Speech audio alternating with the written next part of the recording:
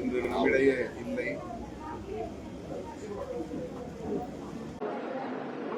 இருந்த அதிர்ச்சியும் வேதனையும் அளிக்கிறது. நல்ல உடல் நலத்தோடு ஆரோக்கியத்தோடு இருந்தவர் இன்னும் சில 10 ஆண்டுகள் அவர் நலமுடன் இருக்கிற அளவுக்கான உடல் வலிமை அவரிடத்திலே இருந்ததை பார்க்க முடிந்தது. திடுமென அவர் இந்த முடிவை எடுத்தது சகித்துக் கொள்ள இயலவில்லை. திரையுலகிற்கு மட்டுமின்றி தமிழ் சமூகத்தின் நலன்களுக்காகவும் சிந்தித்த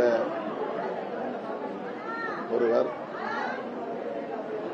குறிப்பாக ஈழத் தமிழர்களின் மீது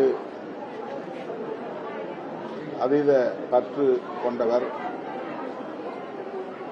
அதேபோல் தனிப்பட்ட முறையிலே என் மீது அவர் காட்டிய அன்பு அலாதியானது.